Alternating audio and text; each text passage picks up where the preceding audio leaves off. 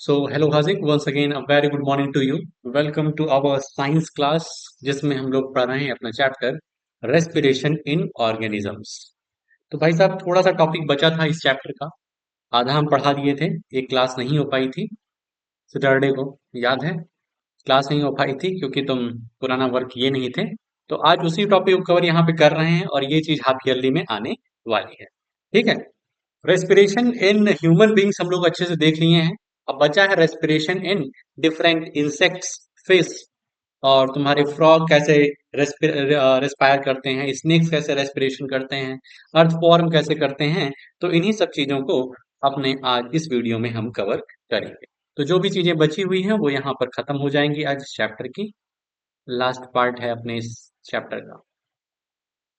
चलो भाई, breathing in other animals.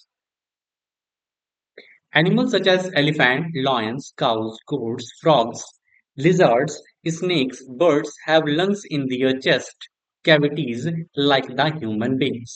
कह रहे हैं एनिमल जैसे कि हमारे एलिफेंट हुए, लॉयंस हुए, काउज हुए, goats, frogs, lizard, snakes, snakes की बात कर रहे हैं, बर्ड्स की बात कर रहे हैं, तो इनके सबके पास जिस तरीके के हम लोग की चेस्ट कैविटी में लंग्स होते हैं, चेस्ट की कैविटी में लंग्स होते हैं ना हम लोग के, ठीक है, उसी तरीके से इन लोगों के भी चेस्ट कैविटी में लंग होते हैं और उसी तरीके से ये लोग रेस्पिरेशन करते हैं। How do other organism breathe? Do they also have lungs like those of human beings? Let us find out. लेकिन इनके इतर जो और ऑर्गेनिजम्स हैं और जो एनिमल्स हैं वो किस तरीके से ब्रीथ करते हैं, आइए हम लोग देखते हैं। सबसे पहले कॉकरोच की बात होती है। A cockroach has small openings on the side of its body. कह रहे हैं जो कॉकरोच की बॉडी होती है ना, उसके साइड साइड में क्या होती है, ओपनिंग रहती है। Other insects also have similar openings, और अदर इंसेक्ट्स के पास भी ऐसी ही ओपनिंग्स होती है। These openings are called spiracles. तो कॉकरोच की बॉडी के अगल बगल क्या होती है, ओपनिंग्स रहती है, खुले खुले कुछ चीजें रहती हैं, उनको हम स्पिरेकल्स कहते हैं। Insects have a network of air tubes called trachea for gas exchange. और इंसेक्ट्स के पास क्या होते हैं, एयर ट्यूब्स होती हैं इनके बॉडी के अंदर, जिसको हम ट्रैके बोलते हैं, जिसकी हेल्प से ये लोग गैस का एक्सचेंज करते हैं। Oxygen rich air rushes through spiracles into the tracheal tubes, diffuses into the body tissues and reaches every cell of the body.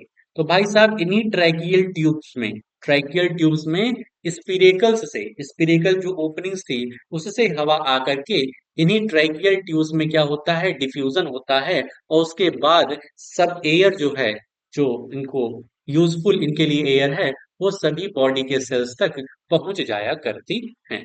Similarly carbon dioxide from the cells goes into the tracheal tubes and moves out through spiracles. और इसी तरीके से carbon dioxide उस tracheal tube से निकल करके spherical से आती है, स्पिरेकल से मूव आउट हो जाती है।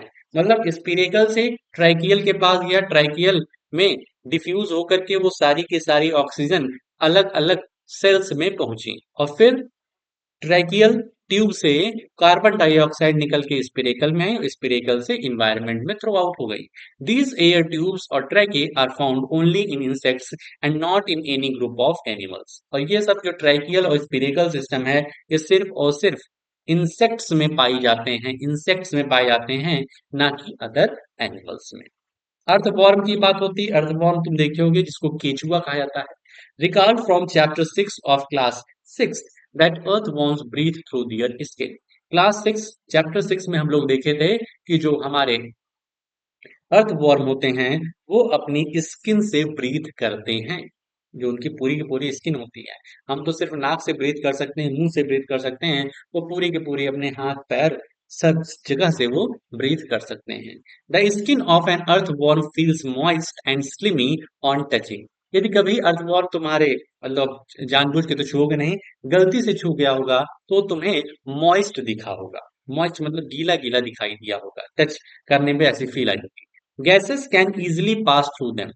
Through frogs, though frogs have a pair of lungs like human beings, they can also breathe through their skin, which is moist and slippery.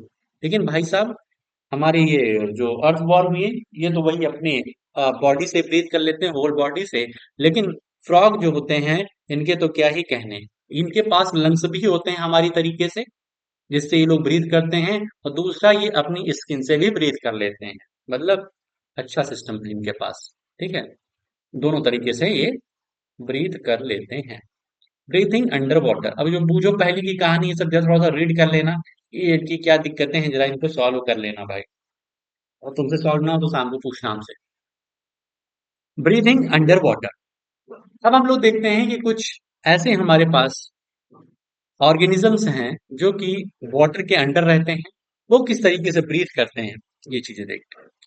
Can we breathe and survive in water, क्या हम water में breathe कर सकते हैं, survive रह सकते हैं? तो भाई हम तो नहीं रह पाएंगे, अब तुम्हारा अपना देख लेना, शाम को बताना है क्या तुम ब्रीथ कर सकते हो या सरवाइव कर सकते हो या नहीं। There are many organisms which live in water, how do they breathe under water, लेकिन और बहुत सारे ऑर्गेनिजम्स हैं जो वाटर में ही रहते हैं। मछली जल की रानी है, जीवन उसका पानी है, ठीक है, बचपन से गाते हुए आए हैं। वो कैसे ब्रीथ करते हैं अंडर वाटर, आगे ये देखते हैं। You have studied in class 6 that gills in fish help them to use oxygen dissolved in water. हम लोगों ने देखा है क्लास 6 में कि हमारी मछलियों के पास क्या होते हैं, गिल्स होते हैं, जिसकी हेल्प से वो ऑक्सीजन गैस का इस्तेमाल कर पाती है। जो वाटर में डिसॉल्व ऑक्सीजन है उनकी वो उनको ब्रीथ कर लेते हैं गिल्स से। Gills are projections of the skin, you may wonder how gills help in breathing. Gills are well supplied with blood vessels for exchange of gases. Gills के पास बहुत ब्लड वेसल्स होते हैं, जैसे ये गिल्स है ना अपना, ये गिल्स है तो इसमें ब्लड वेसल्स होती हैं, इनकी हेल्प से ये लोग क्या करते हैं, ब्रीथ करते हैं मछलियां। डू प्लांट्स ऑल्सो रिस्पायर, क्या प्लांट्स भी रेस्पिरेशन करते हैं?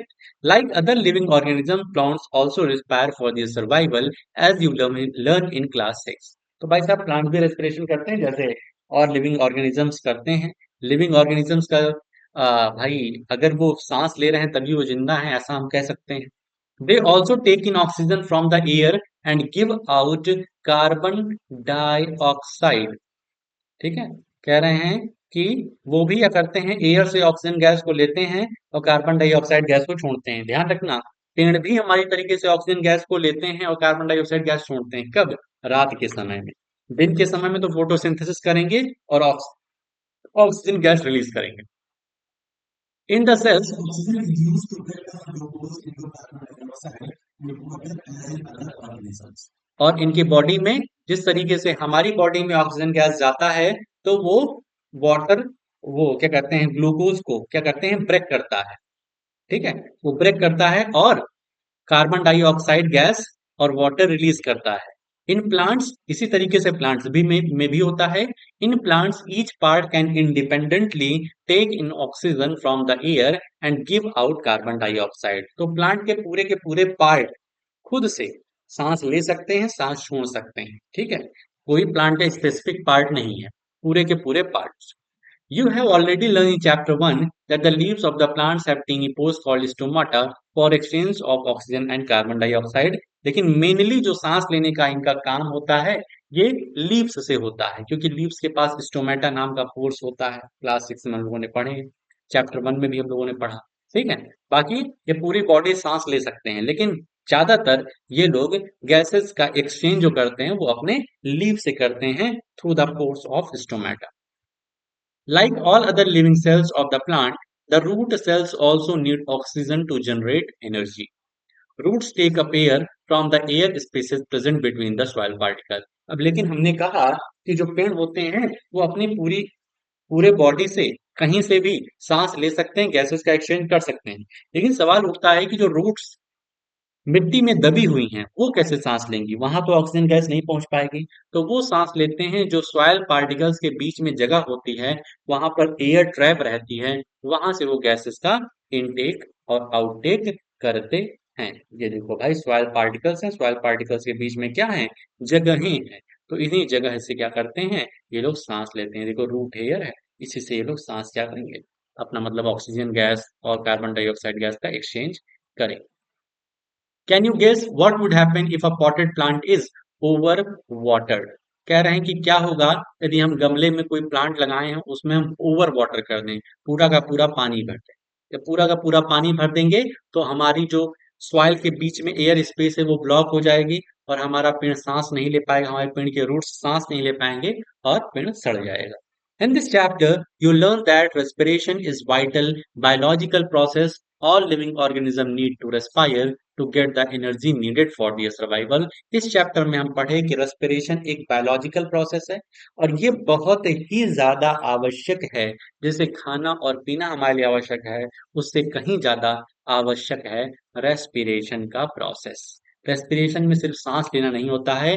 जो हम सांस लेते हैं, ऑक्सीजन गैस अंदर जाती है, वो क्या करती है, हमारे कार्बोहाइड्रेट को ब्रेक करती है ग्लूकोज के फॉर्म में और कार्बन डाइऑक्साइड गैस और वाटर रिलीज करती है. रेस्पिरेशन एक बड़ा टॉपिक है. तो इस चैप्टर में हम लोगों ने वो चीज देखी है. चीजों को यहाँ पर हम लोग इस चैप्टर को खत्म कर दिए हैं. तो तुम्हारा काम क्या होगा?